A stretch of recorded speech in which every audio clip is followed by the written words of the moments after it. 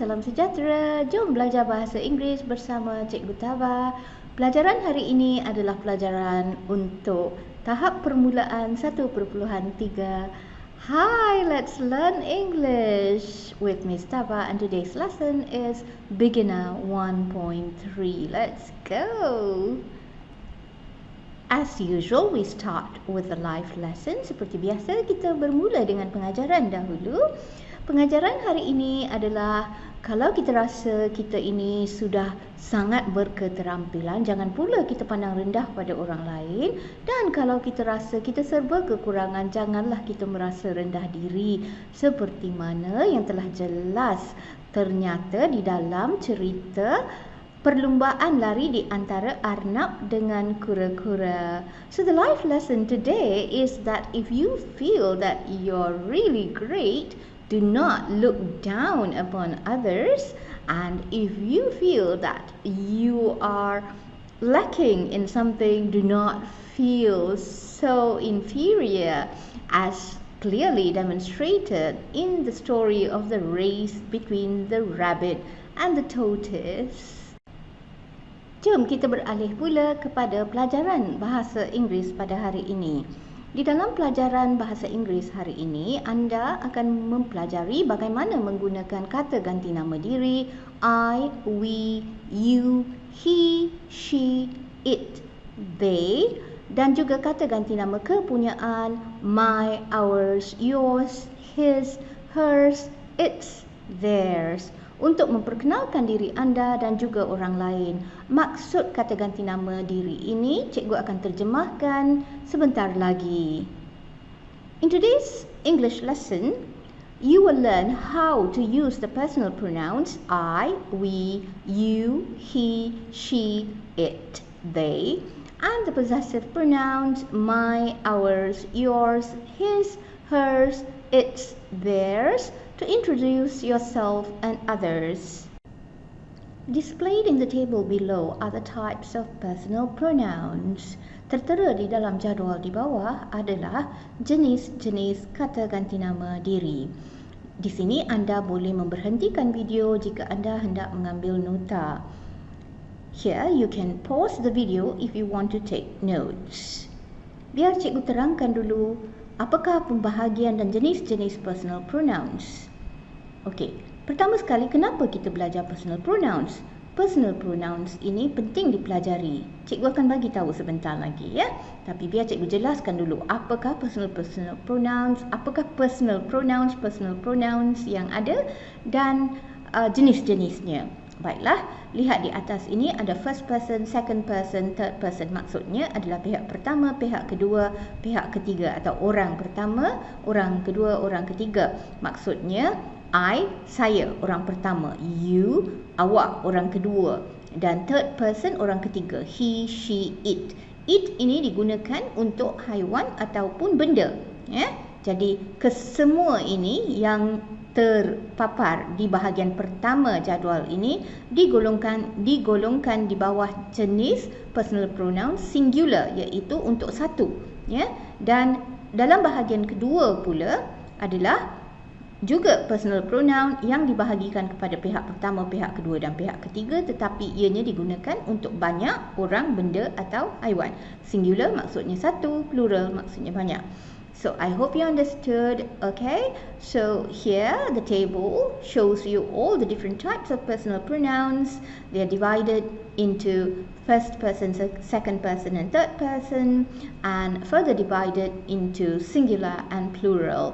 So first person is I and we, second person is you, and third person is he, she, it, they, and note that there is singular means for one person, plural means for many. One person, things or animals. Okay, so here plural is for many people, many things and many animals possibly. Okay, so don't worry about it. We will soon understand what it is all about and why it's important to learn personal pronouns when we first start learning English.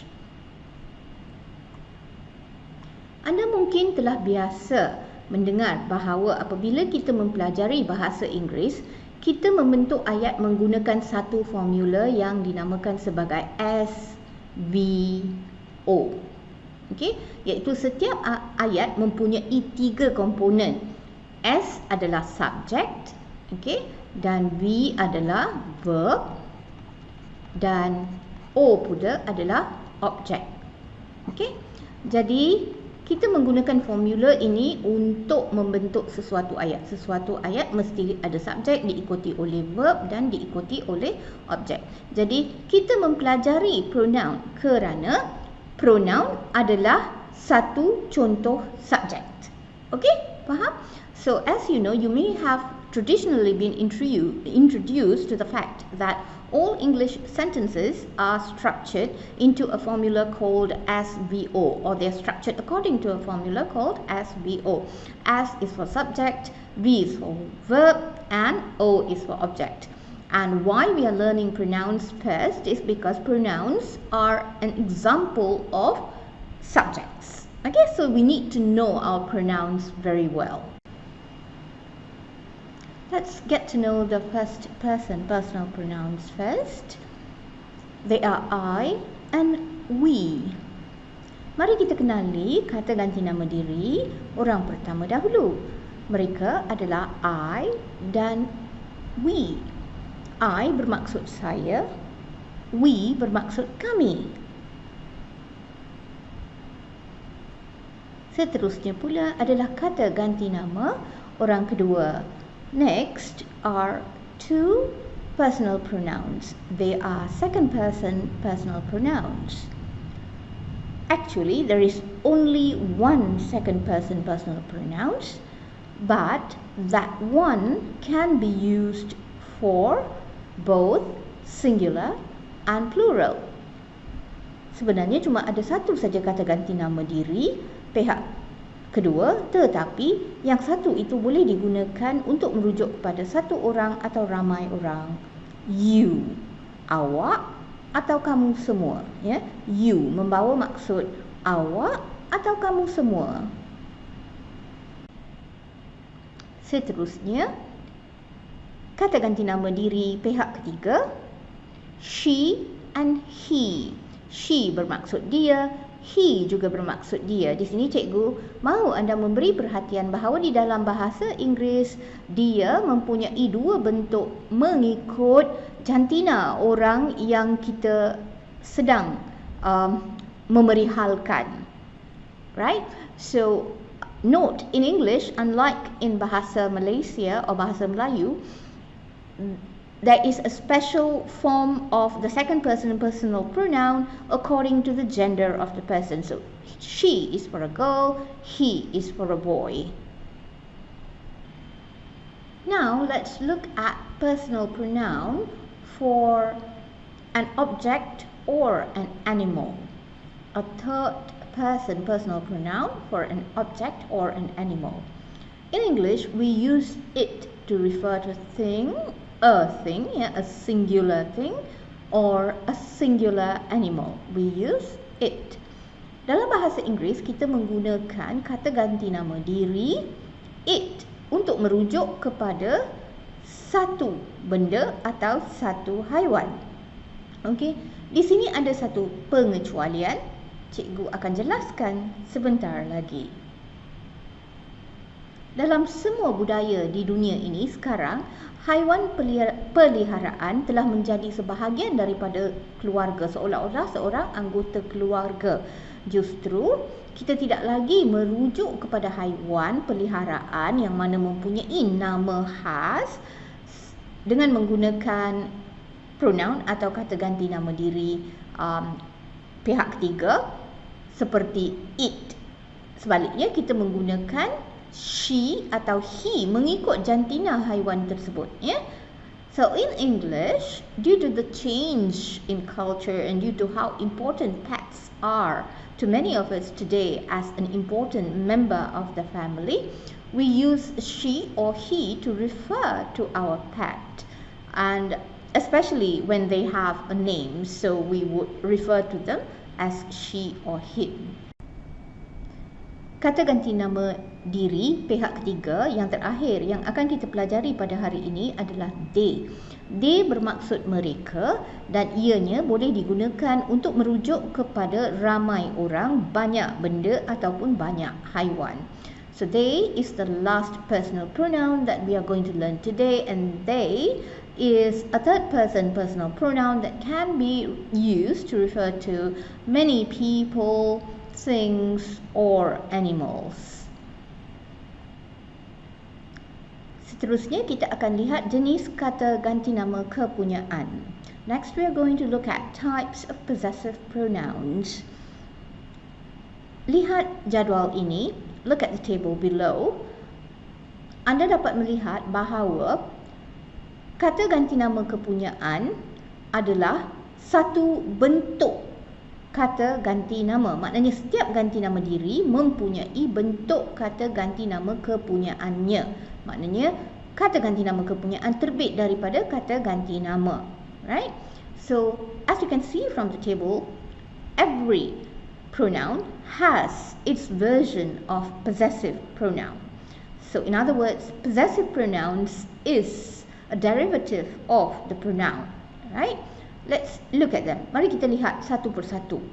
Ya. I, saya. My, saya punya. He, dia. His, dia punya. Jantina, lelaki. She, her. Dia, jantina perempuan. Her, dia punya, jantina perempuan. It, its. It di sini digunakan untuk satu benda atau satu haiwan. Jadi, haiwan itu punya, benda itu punya. Its. Okay, singular or plural. You, your. Lihat di sini cikgu telah tunjukkan atau wujudkan satu baris khusus untuk you dan your kerana ianya boleh digunakan sebagai kata ganti nama dan kata ganti nama kepunyaan untuk dirujuk, untuk digunakan bagi merujuk satu atau banyak, satu atau ramai dan satu atau banyak. Ya. Dan akhir sekali untuk banyak kita ada we, our, they, their. Okey, di sini sekali lagi anda boleh memberhentikan video untuk mengambil nota. Here you can stop to take notes.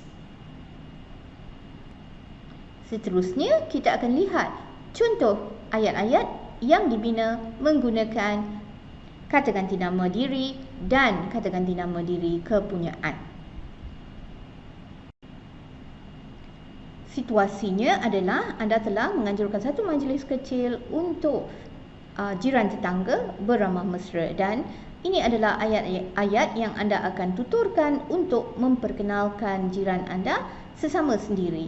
The situation is you have organized a small gathering in your house for your neighbors to get to know one another, and these are the sentences you will use to introduce them to one another. This is my neighbor, Sheila. Ini adalah jiran saya, Sheila. She lives next door. Dia tinggal di rumah sebelah. She is a doctor. Dia adalah seorang doktor. She is married. Dia telah berkahwin. Her husband is a builder. Suaminya adalah seorang kontraktor pembinaan. His name is Jeffrey. Namanya adalah Jeffrey. They have 2 children, a girl and a boy.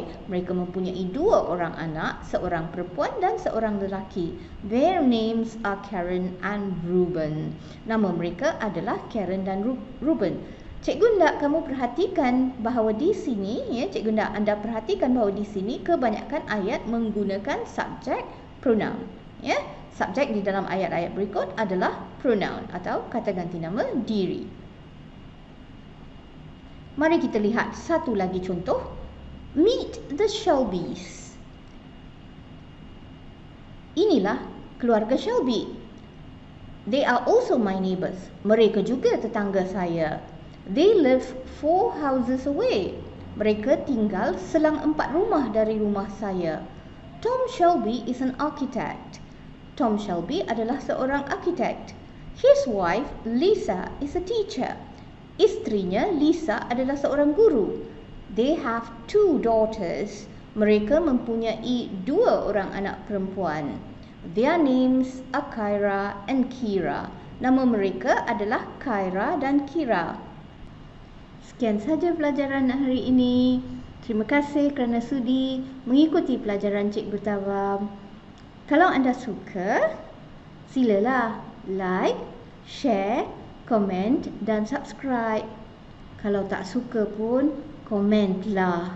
Bagi maklum balas supaya Cikgu Tawa boleh terus memperbaiki diri supaya lebih ramai boleh mendapat manfaat, dan impian Cikgu Tawa adalah supaya ramai yang berjaya bertutur bahasa Inggeris dengan fasih dan yakin selepas menonton siri pembelajaran bahasa Inggeris bersama Cikgu Tawa selama lebih kurang 1 tahun. Sekian saja. Bye-bye. Jumpa lagi.